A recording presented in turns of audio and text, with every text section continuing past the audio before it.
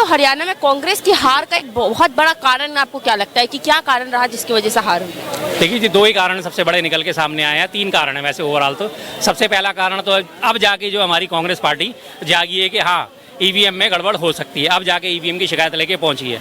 हमारे जैसे लोग तो कब से कहते आ रहे हैं, लोकसभा चुनावों से पहले जो पिछले 4 राज्यों के चुनाव हुए थे तब से कहते आ रहे हैं कि ईवीएम को बैन कराने का आंदोलन चलाओ, आपके बाकी सारे आंदोलन अपने आप सफल हो जाएंगे। लेकिन अब जाके उनको थोड़ा बहुत होश आया कि हाँ, हम ईवीएम पे उंगली उठाएं और ईवीएम की शिकायत करें। लेकिन उससे पहले डरे बैठे थे। डरते किससे? मीडिया से, कि मीडिया हमारा मजाक उड़ा जाएगा कि अब ईवीएम को दोष दे रहे हो, ईवीएम को दोष दे रहे हो। अरे भैया, मीडिया तुम्हारे साथ है क्या आज भी? वो तो तुम्हारा मजाक तभी उड़ाता था, अब भी उड़ा रहा है और अब भी उड़ाता रहेगा। सीधी सी बात है, तुम्हें तो अपने हिसाब से चलना है। अब मीडिया में एक वो सुशांत सिन्हा एक पत्रकार है, अब उसकी जो बात है कहते हैं कि वो पत्रकार है, लेकिन पक्का पत्तलगार है वो, जिसने वो मसीह को सही ठहराया था, याद होगा आपको, चंडीगढ़ में इलेक्शन में। उसके ट्वीट लाइन अगर आप उठा के देखेंगे, तमाम ट्वीट उसके कांग्रेस के खिलाफ हैं। हाँ भाई, जलेबी बट गई, ये हो गया, वो हो गया, मजाक उड़ाता हुआ नजर आया, उसके पत्रकारिता कहीं नजर नहीं आई। और इसी तरह से बाकी सारे पत्रकारों के, बाकी सारे मीडिया हाउस का हाल है। तो मीडिया तो आपका तब भी सगा नहीं था ना, आज सगा है। और अगर जब तक आप ताकत नहीं हासिल करते तब तक आपका सगा नहीं होगा। तो उससे डरने की तो जरूरत है नहीं। जनता आपके साथ है, जनता भर भर के वोट दे रही है कांग्रेस को, जनता दबा के वोट दे रही है कांग्रेस को, लेकिन वो कांग्रेस के वोट जो आते हैं वो सारी ईवीएम चुरा के ले जाती है। पहला कारण तो ये है। और इसका कारण का बल ये है कि 3 जिलों में जो है 14 कॉन्स्टिट्यूंसी में ईवीएम जो है 99% जो है वो चार्ज मिली, जो कि टेक्निकली पॉसिबल नहीं है। अगर एक ईवीएम पूरे दिन इस्तेमाल हो रही होती है तो उसके बाद वो शाम तक उसकी बैटरी 30 या 40% रह जाती है। और जब वो स्ट्रांग रूम में जाके लॉक्ड हो रही है तो 30 या 40% पे लॉक्ड होती है। उसके बाद जब उसे काउंटिंग के लिए निकाला जाता है तो उसकी बैटरी उतनी निकलेगी। लेकिन जब उन वहाँ से ईवीएम को निकाला गया, 99% वो सारी ईवीएम चार्ज मिली, बिल्कुल फ्रेश मिली और गर्म थी उनकी बैटरियाँ। सीधी सी बात है। तो पहला बल तो इस चीज़ को मिलता है। दूसरा जी बात करते हैं, दूसरा थोड़ा बहुत कांग्रेस की अंदरूनी गुटबाजी को भी है। जैसे अनिल विज की जो कॉन्स्टिट्यूंसी थी, वहाँ से एक चित्रा सरवारा थी, उनको टिकट काट के किसी दूसरे को दिया गया था और वो मात्र 11,000 वोट ले पाए, जबकि चित्रा सरवारा जो है वो 8 या 9,000 वोटों से हारी। तो ये कहीं ना कहीं टिकट वितरण जो है ये भी दिक्कत कर गया। तीसरा जो हमारी हार का कारण बने सबसे बड़ी वो शैलजा कुमारी, काम ढीले का नहीं करा। हरियाणा में सीएम पद की दौड़ में शामिल हो गई, बीजेपी को अपने कंधे का इस्तेमाल करने दिया बंदूक चलाने के लिए, और बीजेपी ने जबरदस्त तरीके से भ्रम फैला दिया कि हाँ जी कांग्रेस जीत रही है, कांग्रेस जीतनी है और मैं तुम्हें सीएम बनाएंगे, हम तुम्हें सपोर्ट कर देंगे। और वो शैलजा जी ना तो अपने चुनाव प्रचार में गई, 12 दिन तक वो अपने घर बैठी नहीं। 20 दिन का चुनाव प्रचार था, 12 दिन वो अपने घर में बैठी नहीं। तो ये सारे फैक्टर, 3 जो फैक्टर ही मिलकर काम करें। और चौथा सबसे बड़ा फैक्टर आम आदमी पार्टी का, सबसे बड़ा अभियुक्त मैं इसमें आम आदमी पार्टी को मानता हूँ। अगर मैं मान लेता हूँ कि ईवीएम में भी कोई गड़बड़ नहीं हुई और चलो चुनाव प्रचार में भी कोई गड़बड़ नहीं हुई या कमी बेशी रह गई, तो वही जो 1% 0.80% वोट से जो है कांग्रेस हारी है। भाजपा को जो वोट मिला है 39.89% वोट मिला है और कांग्रेस को जो वोट मिला है वो 39.09% वोट मिला है। मात्र 0.90 की जो परसेंटेज है वो उसके कमी पड़ी है। और जो आम आदमी पार्टी है वो 1.5% वोट लेके जो है वहाँ पे एक तरफ हुई है। और उस 1.5% वोट लेने के बावजूद भी वो 87 सीटों पे अपनी जमानत नहीं है बचा पाई, 87 सीटों पे 90 कैंडिडेट्स में से। तो उसका भी सबसे बड़ा फैक्टर है कि वो 1.5% वोट जो है वो कांग्रेस का ही कटा है। वो 1.5% वोट अगर इधर आ जाता तो उम्मीद कर सकते थे कि कांग्रेस बहुमत में आ जाती। अच्छा, ये सवाल उठ रहा है कि पूरे चुनाव के दौरान शैलजा कुमारी ने मुश्किल से शायद एक रैली की होगी, तो क्या ये बहुत बड़ा कारण रहा है हार कि क्या उनको पहले से ही पता था कि हारने वाले, उन्होंने चुनाव में रैली भी नहीं करी? पता था नहीं, ऐसा नहीं था कि उनको पता था हारने वाले। उनको दरअसल जब से शुरुआत करी थी ना, जैसी हवा बननी शुरू हुई थी, हमने भी लगातार आप यहाँ पे बड़े बड़े दावे करे थे, अखबारों की कटिंगें दिखाई थी, देखो जी सट्टा बाजार भी 53 से 65 सीट दे रहा है और एग्जिट पोल भी 53 से 55 सीट दे रहे हैं, 60 सीट दे रहे हैं। हमें सबको, जनता को भी ये यकीन था कि 60 सीट आ रही है, कम से कम एवरेज 55-60 सीट के बीच में आ जाएंगी। तो जीत सबको एक तरफा नजर आनी शुरू हो गई थी। तो शुरू हो गए मैं सीएम बनूं, मैं सीएम बनूं। तो उन्होंने अपने आप को इस तौर पे प्रोजेक्ट करना शुरू कर दिया और ऊपर से बीजेपी ने इसको हवा दे दी कि दलित सीएम होना चाहिए, दलित सीएम होना चाहिए, दलित सीएम होना चाहिए। उनके कंधे पे बंदूक रख के तमाम बयानबाजी कर दी, लेकिन शैलजा ने उनका विरोध नहीं करा। शैलजा ने एक दिन आके अपना विरोध करा 24 तारीख को, जब 25 तारीख को उन्होंने प्रेस कॉन्फ्रेंस करी थी कि नहीं, मेरी रगों में कांग्रेस बहती है और मैं 25 तारीख को मैं बीजेपी ज्वाइन नहीं करने वाली, सिर्फ ये कह के। और उसके बाद वो फिर बैठ गई, फिर उन्होंने चुनाव प्रचार नहीं करा। तो उन्हें ये लग रहा था कि मुझे नेगलेक्ट करा जा रहा है। भाई नेगलेक्ट तो आपको करेंगे, आपके कितनी सीटों पर प्रभाव, 10 या 12। हुड्डा साहब का परिवार का प्रभाव 35 सीटों पे, तो जिसकी ज़्यादा है उसी की तो हैसियत होगी।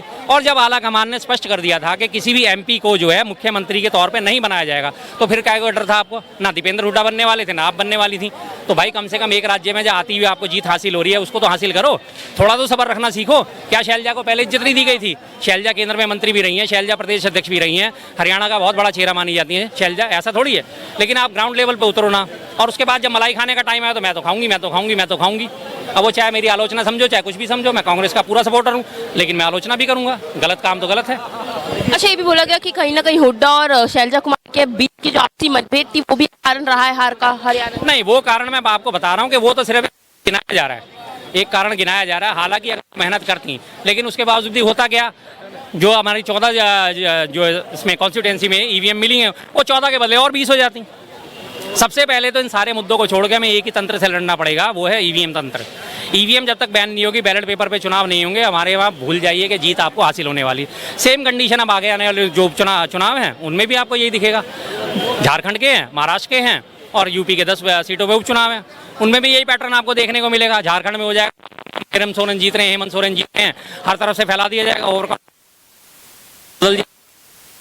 तो याद दो आप बार एक नायब सैनिक का बयान था, हमने सारी व्यवस्थाएं कर ली हैं।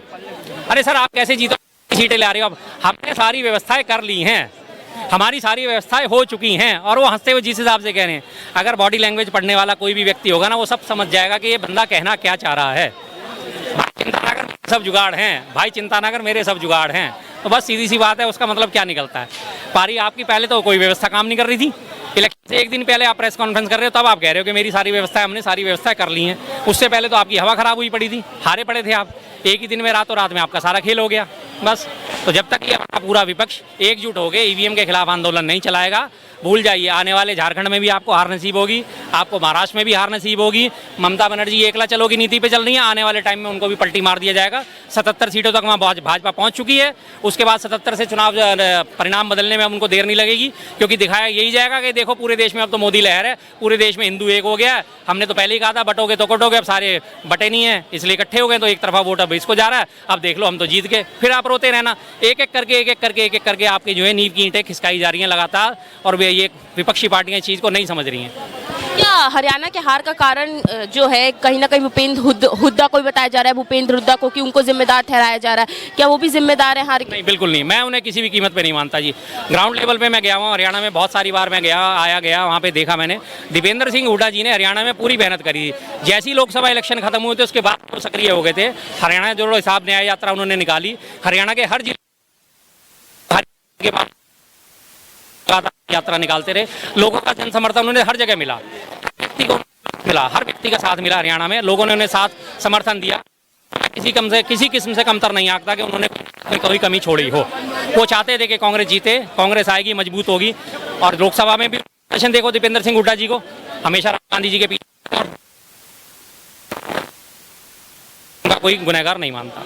कांग्रेस हाईकमान की तरफ से तो उन्हीं पे आरोप लगाया जा रहा है कि कहीं ना कहीं वही जिम्मेदार रहे हैं हरियाणा में हार। लगाया जा रहा है, कांग्रेस के आला कमान ने आज जो बयान जारी करा है वो ये कह रहा है कि भाजपा जो है वो कांग्रेस अपनी अंदरूनी गुटबाजी की वजह से हारी है, अपनी गुटबाजी अगर नहीं होती तो हम जीत जाते। लेकिन उसके साथ साथ उन्होंने दूसरा फिर वो ईवीएम वाला जो मुद्दा दिया है वो भी दिया है, और तीसरा जाके जब ये आम आदमी पार्टी का जो मुद्दा है, इस मुद्दे पे कोई ध्यान ही नहीं दे रहा कि 1.5% वोट खा के बैठ गई आम आदमी पार्टी आपके, उस पर अगर आप पहले ध्यान दे लेते, 2-4 सीटें टपका देते उसकी झोली में, वो भी खुश होकर बैठ जाती। और केजरीवाल जैसा तो मैं अब साफ कहता हूँ गद्दार आदमी मैंने अभी तक नहीं देखा। मैं तारीफें करता था लेकिन अब मैं तारीफ नहीं करूँगा। भारत रत्न वापस लेने की मांग करी थी केजरीवाल ने विधानसभा में, राजीव गांधी से भारत रत्न वापस लो, लेकिन उस सब के बाद कांग्रेस ने इनका साथ दिया। कांग्रेस के लिए 400 पेजों की, 500 पन्नों की, 4000 पन्नों की चार्जशीट शीला दीक्षित के खिलाफ जारी करी थी, वो आज तक कहीं नहीं है। फिर भी कांग्रेस ने इनका साथ दिया। जेल में गए सोनिया गांधी जी सुनीता केजरीवाल से मिली, उनका साथ दिया कि आप चिंता ना करिए हम सब साथ हैं। सब लोगों ने इनका साथ दिया, और उसके बाद इन्होंने इस तरह से पीठ में छुरा घोंपा, मेरी गले ये चीज़ नहीं उतरती। क्या भाजपा को कहीं ना कहीं ये बात पता थी, उनकी राजनीति काम आई हरियाणा में? ये बिल्कुल काम आ गई, राजनीति बिल्कुल काम आ गई। अब मैं सैल्यूट करता हूँ भाजपा को, उसने चारों खाने चित करा और बहुत तगड़े तरीके से चित करा। उन्होंने सबको भुलेखे में डाल के, सबको गफलत में डाल के, हम तो हार रहे हैं, कोई बात नहीं। केजरीवाल को बेल ही इसीलिए मिली थी, ये तो मैंने आपको पहले ही कहा था कि जब उसने घोषणा कर दी थी कि मैं अपने 90 के 90 सीटों पर कैंडिडेट उतारूंगा, इमीडिएट केजरीवाल को बेल मिल गई। पहला दाव तो उन्होंने वहाँ सफल खेला। दूसरा दाव जो सफल खेला उन्होंने वो शैलजा को आगे करके, शैलजा के कंधे पे बंदूक रख के चलानी शुरू कर दी। शैलजा ने मुंह नहीं खोला, खंडन नहीं करा, रैलियों में नहीं गई, वो शांत होकर मुरझा के बैठ गई। नहीं जी, मुझे मुख्यमंत्री के तौर पे पेश करोगे तो मैं जाऊंगी पहली। अब आपको बन लो, अब आप मुख्यमंत्री, अब क्या बनोगी, अब क्या कर लोगी, निकल गई सत्ता तो आपके हाथ से। सीधी सी बात है। और तीसरा उन्होंने एग्जिट पोल और सट्टा बाजार और सब जगह जाके हवा बना दी, कांग्रेस कांग्रेस जीत रही है, कांग्रेस जीत रही है। कांग्रेस वाले जो है आराम से लंबी तान के चादर तान के सो गए, अब तो हम जीते पड़े, अब हमें क्या करना। वो 2 दिन जो सबसे महत्वपूर्ण थे 6 और 7 तारीख, उसी चीज़ पे उन्होंने ईवीएम स्ट्रांग रूम की निगरानी करनी थी, वो इन्होंने इस बार नहीं करी। अल्टीमेटली रिजल्ट आपने देखा 8 तारीख को क्या रिजल्ट हासिल हुआ, मामला साफ हो गया।